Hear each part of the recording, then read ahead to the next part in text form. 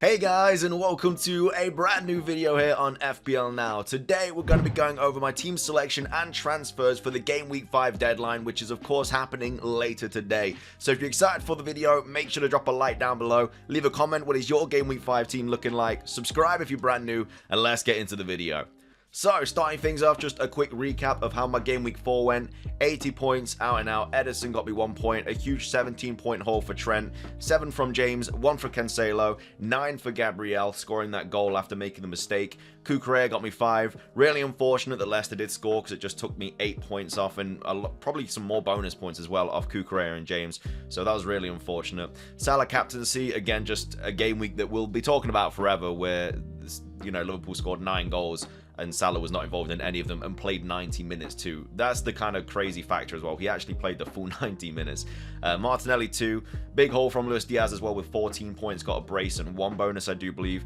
Jesus getting 1, and then Haaland scoring hat-trick and coming away with max bonus as well. So 80 points, up to rank 94k now. 94,731 to be more precise. And so hopefully Game Week 5 will kind of be another repeat of this game week. So let's go over my team real quick. Obviously Edison in goal at home to Forest. Again, should be a clean sheet. I'm a Forest fan.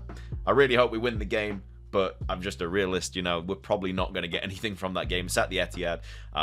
Edison probably going to get a clean sheet there. And again, if we aren't going to win the game, I'd rather, you know, not score, because then at least we get a clean sheet for Edison and stuff like that. But we'll see what happens. But yeah, hopefully after the last 2 game weeks does actually get me some points for once.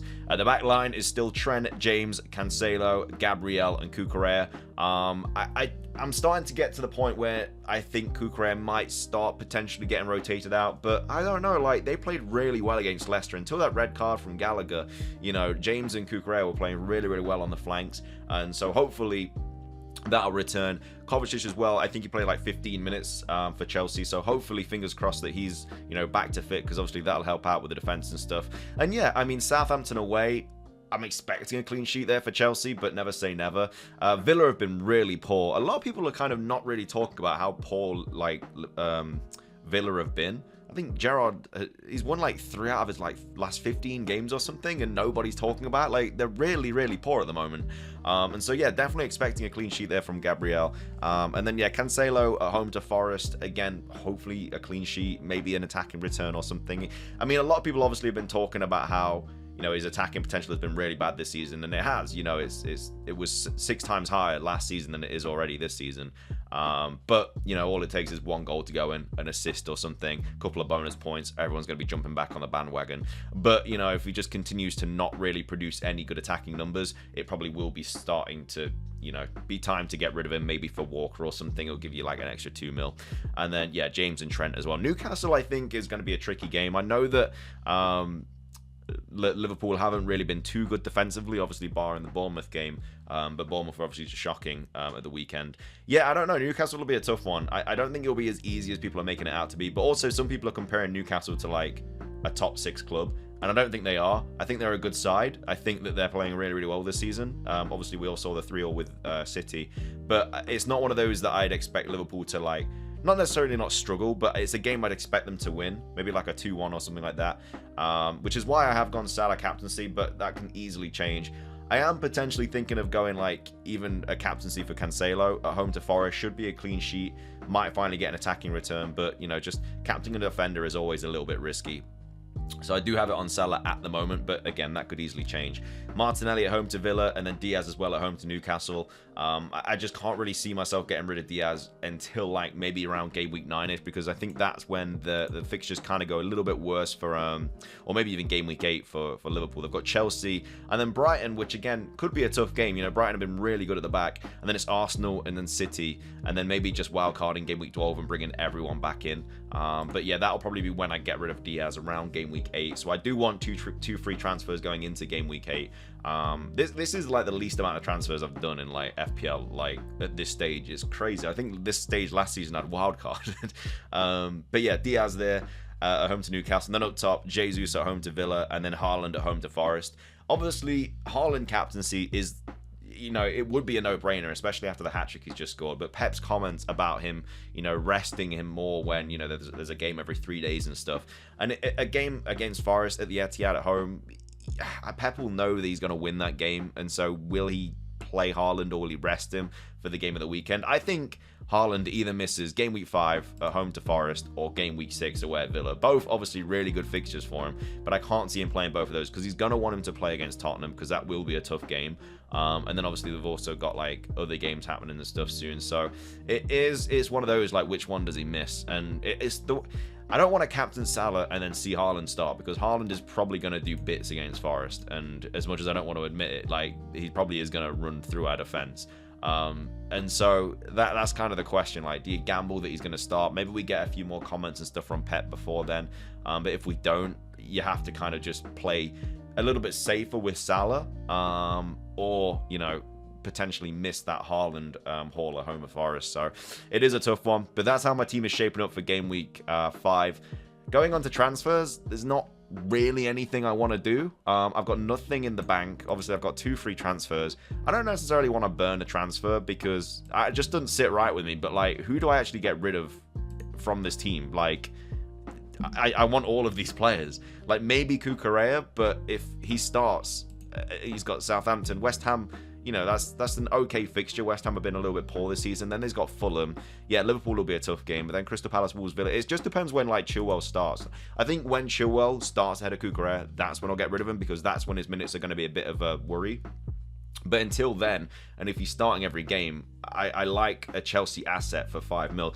And if, you know, Fofana does get straight into that team and starts playing every game, 4.4 mil, I'd probably just downgrade Cucurella to Fofana and get that extra 0.6 mil and then use that 0.6 elsewhere or something. Maybe get rid of Edison as well for Sanchez after the Forest game. We'll see what happens there. But yeah, I don't know, man. I don't know who I'd really get rid of out of this team. Like, there's no problems with it. Like, it's a bit too strong of a team. Like, not to like blow my own trumpet or anything, but like, there's not really any problems. Like, usually by this time I've got so many fires that I need to put out for my team, but it's looking pretty good at the moment. So with 2 free transfers, I mean, one thing I could do is obviously get rid of Cancelo for Walker, and that would like just give me 2 mil for like basically the same kind of player with how it's kind of been at the moment with like Cancelo's numbers and stuff going forward. So if I did drop Cancelo to Walker, I'd have 1.9 mil in the bank, and then again another option would be to also get rid of Edison for Sanchez. And the thing is, that's like not even a bad move either, because Walker's basically doing what Cancelo's doing at the moment, just not really getting anything attacking, and then still has the same clean sheet potential. They both look to be nailed at the moment. And then Sanchez as well, like Brighton have really, really good fixtures coming up. And again, might have been a little bit lucky to keep that clean sheet, but Fulham, Leicester, Bournemouth, Crystal Palace, really nice fixtures coming up. And then I have 2.8 mil in the bank, and I could easily then, like, I don't know, get rid of Archer and potentially bring in Tony like the weekend after when they've got Leeds and then Southampton. I don't know, like, because then, like, who do I play? Because I still want to play like 5 at the back. I still want to play Martinelli, Salah, and Diaz. And then I obviously want to play my 3 strikers, and I can't play a 5-3-3. So it's just more problems, and then I'd have to bench a decent player every week, and so it's just more of a headache. And I don't really want to put myself in the position where I want a headache. As well as that, Cancelo could easily do something against Forest, and like I can't. It just doesn't feel like a good decision to get rid of him before he has Forest at home. I feel like that is just going to be something that bites me in the ass. So what I'm probably just going to do is get rid of Archer and then actually triple up on Fulham players, to be fair, which is a bit of an interesting decision because then I wouldn't be able to get in Mitrovic if I wanted to. But there's a I can't remember his name. There's a striker for there's a Stansfield, isn't it? Yeah, he seems to be getting a few more minutes than all the other 4.5 mil strikers, and so I could literally just bring him in for Archer, and then that'd be my transfer, and that'd be how boring it is at the moment. But like, what else is there to do but triple Fulham, like on my bench? is that weird? Probably. But like Mitrovic, am I going to bring him in? If I do, I'd probably just get rid of Stansfield for him anyway, so it's not like a massive problem.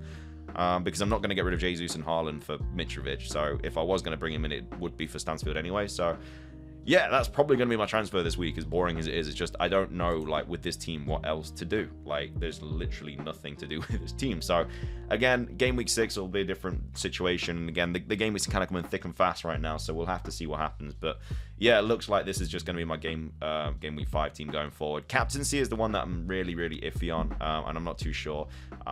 Obviously, I'll probably post my team like closest to the deadline and stuff on Twitter. If you're not following me on Twitter, it's just in the description down below. But yeah, Salah captaincy at the moment, but that could change to Haaland. It just depends how ballsy I'm feeling. If we get more information and stuff, then yeah, I'll go obviously Haaland if he's like looking like he's going to start. If not, Salah's a little bit safer. Jesus is also a good captaincy option as well. Like Villa, as I said, have been poor. And Arsenal have been really, really good at the moment. So, yeah, I don't know. Maybe one of those three, but we'll see what happens. Either way, that's going to be everything for today's video. If you enjoyed it, drop a like down below. Leave a comment. What is your Game Week 5 team looking like? What transfers you're thinking of making? Subscribe if you're brand new. It's everything from me. Have a fantastic rest of your day. And until next time, peace.